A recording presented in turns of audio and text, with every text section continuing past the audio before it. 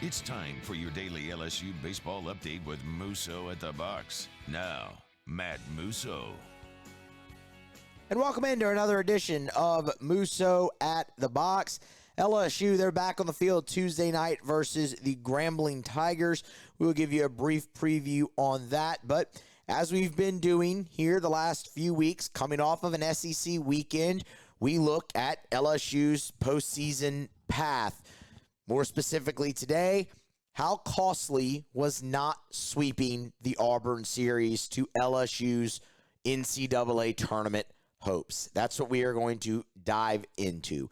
When we recapped the weekend, we touched on the math a little bit, but now that the dust is settled everywhere in college baseball, everything's updated from polls to RPI, we can look at it in a much deeper light. We can really put it under the microscope and see just how much not sweeping Auburn cost LSU. Because as we talked about on the weekend recap, there were a lot of positives for LSU. LSU did a lot of things well this past weekend versus the Auburn Tigers. But, man, you were right there with a great opportunity to sweep and really flip the math in your favor for the first time all season, and you didn't do it.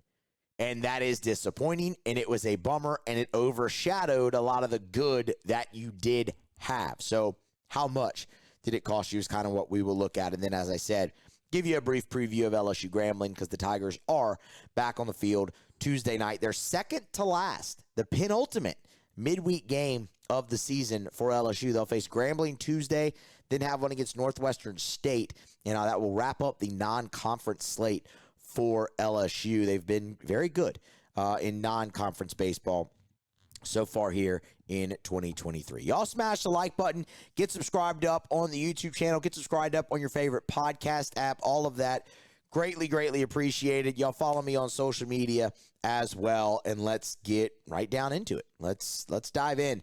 So LSU, this is how we'll start. We will start by going back a few weeks, and if you've listened to the show regularly, you know the scenario that I'm about to go through, but let's just reset it one more time so we know where we had LSU projected, and then we can look at where they are and how things have changed around them. So, leading into the second half of conference play, before LSU played Missouri, it was that week leading into that series, we sat here on one of the episodes and we looked at the last 5 weeks, and we gave a prediction for each series and looked at where LSU came out in the conference play, in the standings, and what they would need to do in Hoover to make it to the NCAA tournament. Because that's the reality that faces LSU.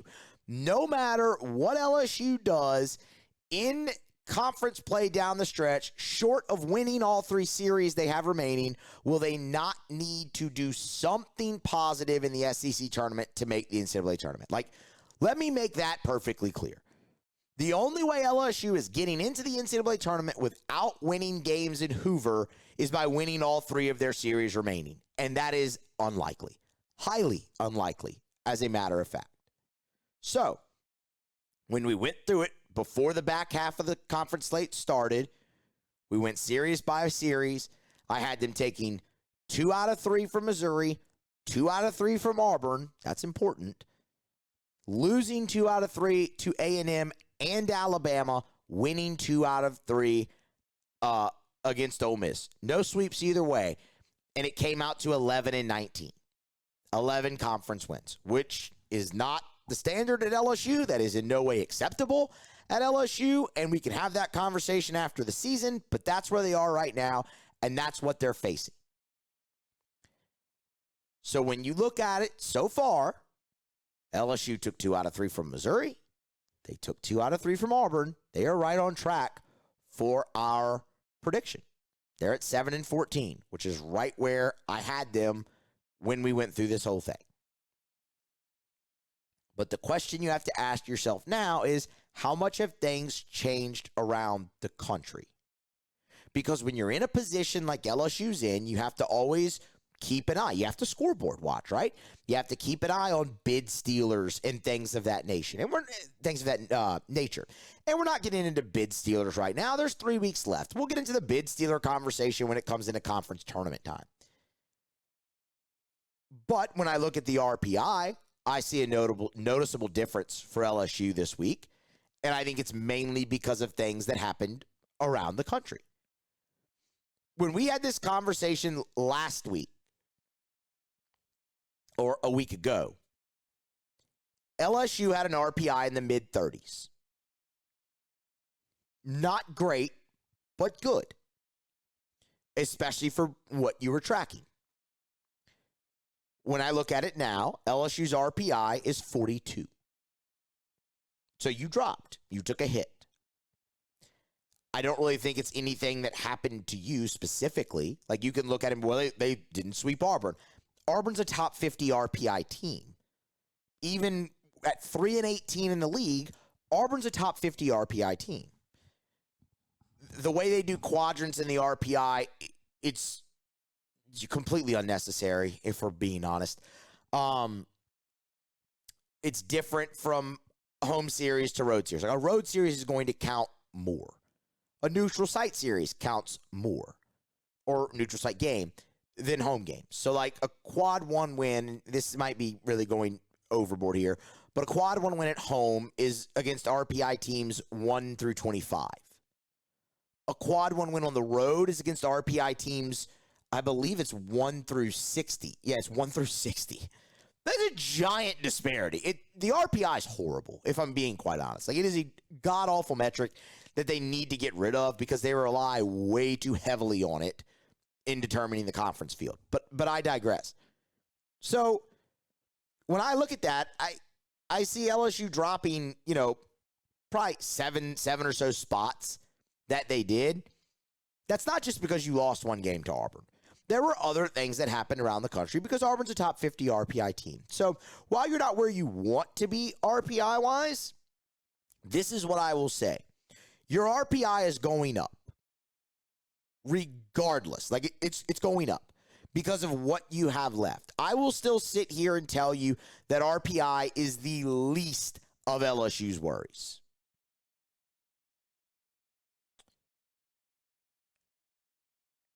LSU will play Texas A&M next. Texas A&M is the number 1 ranked team in RPI and obviously in the country.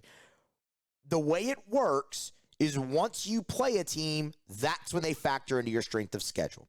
Texas A&M, being the number 1 RPI team in the country, will factor into LSU's strength of schedule, and it will go up. And your RPI, in turn, will go up just by playing them. Now, if you can win a game against them, that will help. If you can upset them and take the series, that will massively help.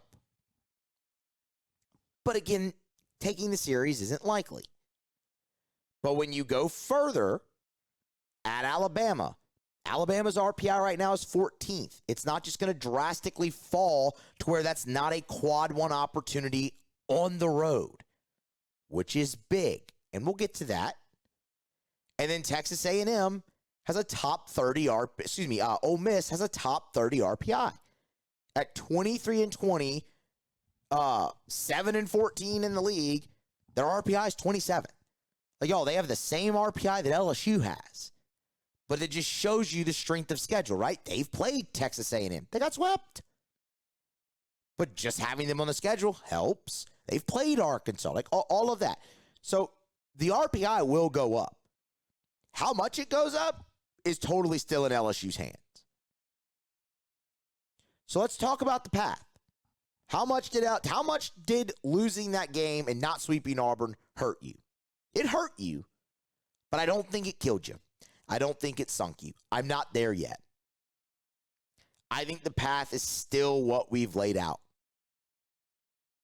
And I actually think that there's an opportunity for LSU to steal a series that they otherwise shouldn't. If a couple things happen.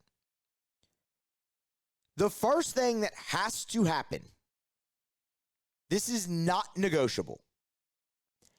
LSU cannot 0%. They cannot get swept on their own home field against Texas A&M. They have to win one game. At least. If you can win two, great. You're not going to win two. It's just not going to happen. Well, I don't want to say it's not going to happen. It's baseball. Anything can. Let me not speak in absolutes. It is not likely to happen. But what you can't do is get swept. Because if you get swept, none of what we are about to talk about matters anymore. That throws the math so far out of whack that it brings in our question that we asked earlier this season, which is LSU is going to make a run. They're going to play their best baseball at some point. Will it be too late? And if you get swept by A&M on your home field, the answer is it will be too late. 100%. Like, I firmly believe that. So LSU has to win one game. They have to. And if they do that, I think you will see a jump in the RPI for LSU. And the series I think LSU can win that otherwise they wouldn't is Alabama. Alabama has been very inconsistent. They have been hard to figure out, which is concerning. But Alabama's pitching is not great. Now, Alabama has been good at home, and you do have to go on the road, but Sul Thomas Stadium is not this juggernaut road venue, but it is hard to win on the road in the SEC. Tennessee went on the road to Alabama and lost. They lost that series. Now, they hurt themselves a lot in that weekend, but they lost that series. You've seen plenty of teams go. Arkansas went on the road to Alabama and lost. Like, Alabama's been very good. Now, Texas A&M rolled in there the next weekend and came out with a series victory. Alabama's just been very up and down. The key for LSU is they have to keep playing like they're playing right now. LSU is playing good enough right now, specifically from the mound, I think, to win one game against A&M, and I think if they continue on this pace, they can win the series at Alabama if they don't have setbacks.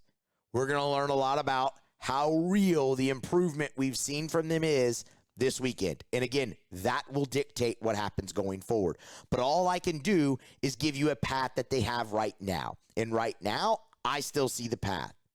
And I think they can beat Alabama. So if they do that, and then you take 2 of 3 from Ole Miss, LSU could potentially get to 12 wins in the regular season and need 1, maybe 2 in Hoover, but probably 1 because that would get you to 13. And in doing that, you will have taken 1 game from the conference RPI leader and the nation's RPI leader in Texas A&M, which will boost you. You will have a quad 1 series win on the road, which will boost you because, again, Alabama is not going to falter to the point where that they fall out of the top 60, which would take that out of quad 1. And then you'd have another series victory over Ole Miss. And then no matter what seed you are in the SEC tournament, whether you're the 12th, the 11th, the 10th, I don't care, you're going to probably play a quad 1 game against a team because the league is so deep. And you're looking at a neutral site RPI to be quad 1. You're looking at that being 1 through 40. And the only SEC teams that aren't in the top 40 in RPI right now, as it stands, hold on, let me get it so I know I have it correct.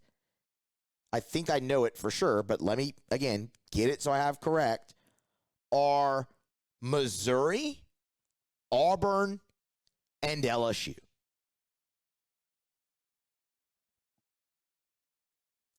The RPI works in your favor. It's up to you. The path is still there at 13 wins, in my opinion, to make it. So I don't think it crushed you.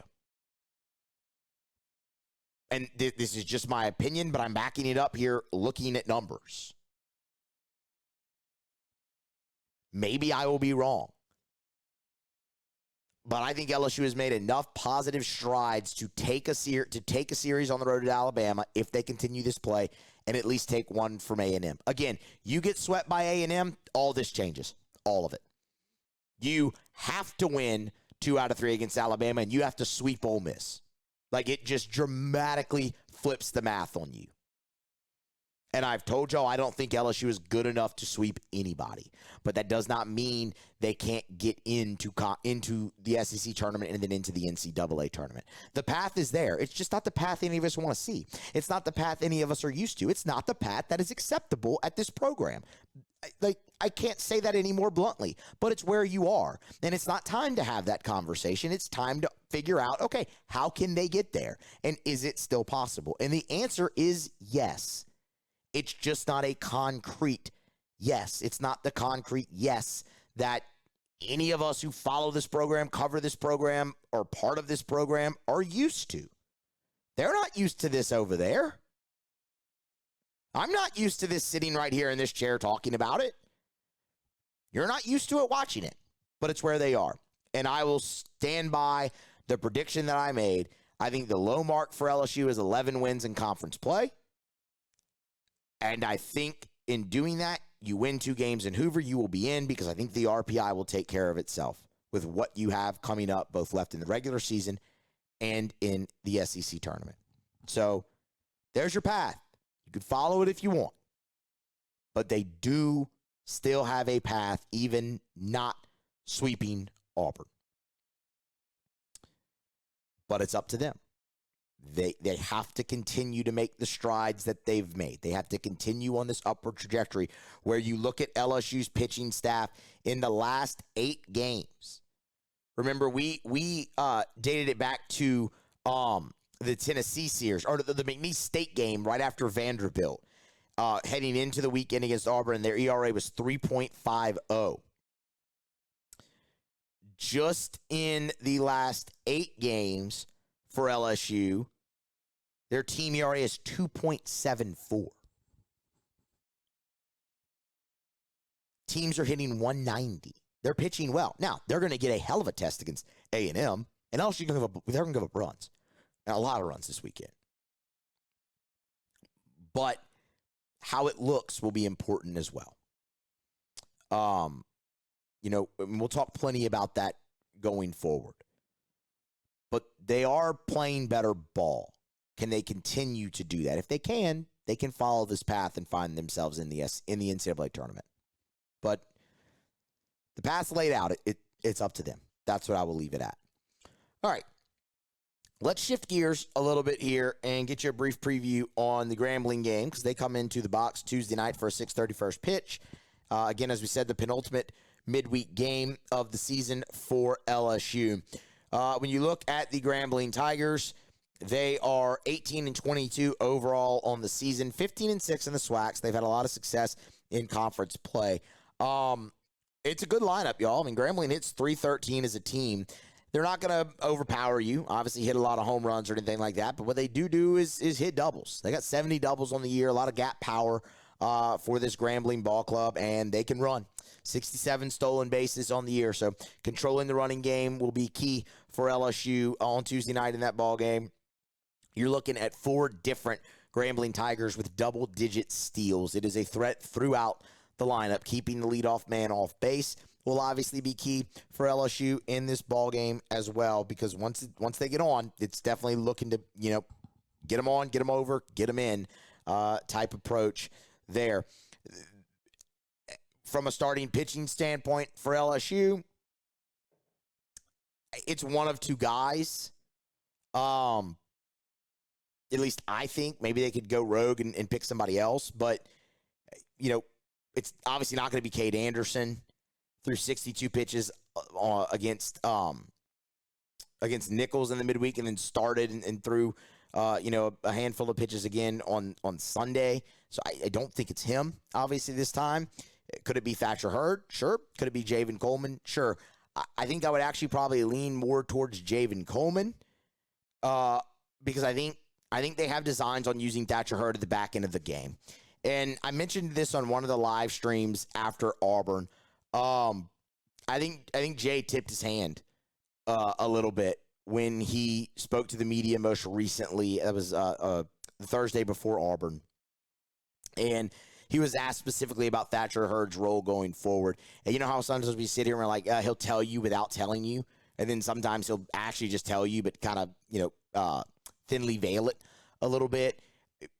Jay didn't come right out and say, we want to use him at the back end of the bullpen, but he alluded to, this time last season is when Thatcher really started to find it. He was at the back end of games, closing games down, and he mentioned Alabama, he mentioned Auburn, he mentioned Georgia, and all of that was very true. And then when you saw him in the game, against Nichols in the midweek, he came in and closed the game out. When you saw him in the series against Auburn, he came in the ninth, to get the last out after Nate Ackenhausen went down. Like, that's where they had him in it, and they didn't start him.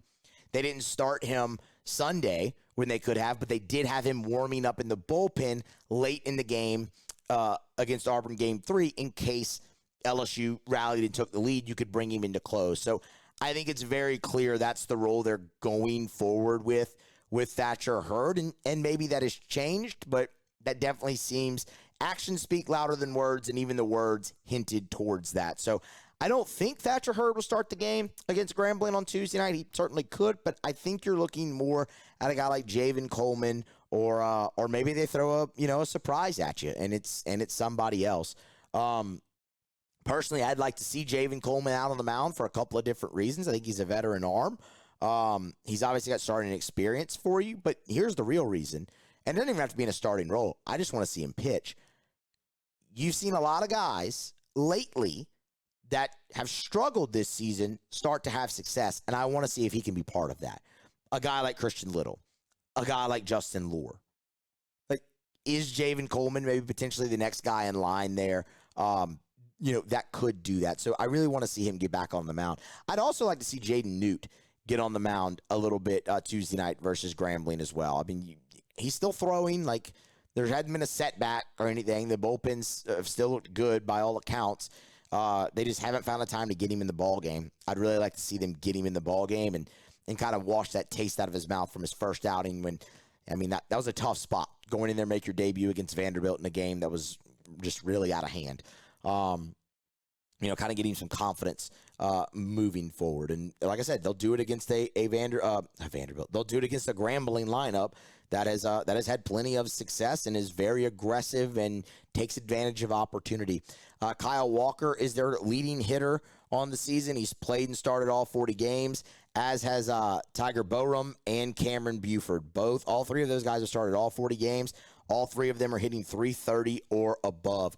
Trevor Hatton is a guy I would point to. He comes in extremely hot. He's the SWAC hitter of the week. Hit .545 with 8 runs driven in the last week for Grambling. Also had 3 doubles, 2 homers, and a triple.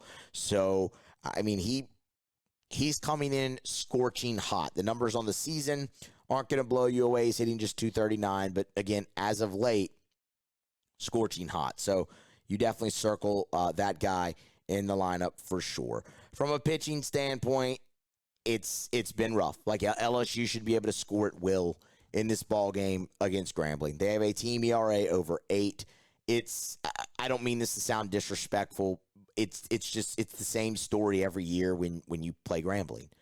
Their big deficiency is on the mound. It just is. The stuff is not anywhere comparable to what LSU or any big-time program is used to seeing.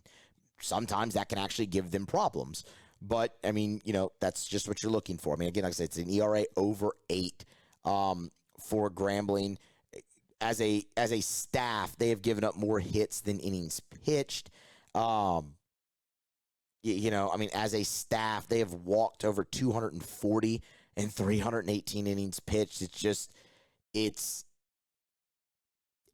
what you've come to expect kind of in this matchup. So there should be plenty of free passes for LSU. There should be plenty of opportunity to put the ball in play. LSU should be able to score at will. From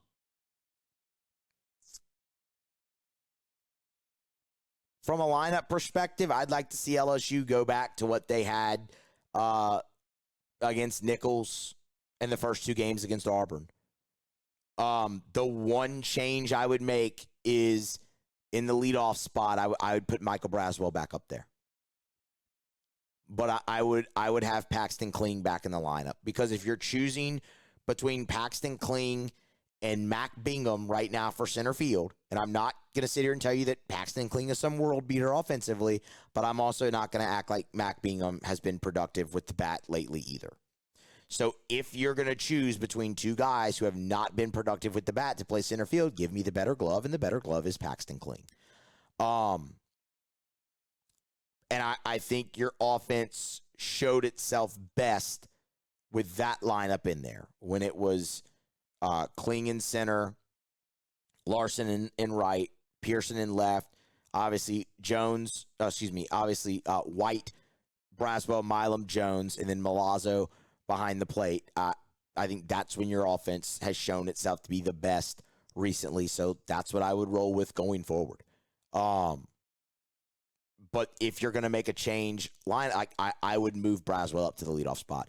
We talked about it. Him and Kling are very comparable. Like, they are comparable guys in that spot, but you're just getting more from Braswell consistently right now. That was one of the big disappointments for me from the Auburn weekend, was the weekend that Paxton Kling had, because he came into that weekend hot. He came into that weekend hitting .294 over his last 11. And what we said was, that's great. Can you do it for your next 11? And he went 0 for 6 with 4 strikeouts. And most of the at-bats weren't competitive. He only had 1 walk. That was the other thing in that stretch. He was hitting .294 in 11 games with 9 walks. It just wasn't there. So when he's doing that, him and Braswell are comparable in the leadoff spot. When he's not, I'll take Braswell. He's hitting .315. He's been very consistent with the bat. He's leading your team in doubles, so he can not only get on base, but get into scoring position. You sacrifice the pop in the bat, but Kling's not hitting the ball over the fence anyway. So that's the one change I would make, other than just adding Kling back in there. Again, because if you're choosing between him and Bingham, neither bat's really performing, so give me the glove. I mean, that's going to be the differentiator there, and I know a lot of you aren't going to like that, but that's what I see. So that's that. Keys to victory: take advantage of your scoring opportunities that you will have. And on the mound, you know what it is. Keep the leadoff man off base and don't give up 2 out runs, because that's been your undoing. How about that first inning against Auburn? I didn't even mention this in the weekend recap. Yeah, all 5 runs scored with 2 outs. So there, we got that in there too. But outside of that inning, man, they were great on the mound. They were great. So just keep that going in the right direction. That's what I want to see, because I know everybody wants to point at the offense, and I get it. This is what LSU's offense is going to be. They're not going to be this juggernaut this year. And I really thought they'd figure it out at some point. But they're just not going to. Like, you are what you are at some point. The pitching staff has to carry this team. They've taken strides. Can they continue to do that? So, Grambling's their next test. You know, we'll have you covered here wall to wall all week on Musso at the Box. So get subscribed up to the YouTube channel if you have not already. Get subscribed up on your favorite podcast app if you have not already.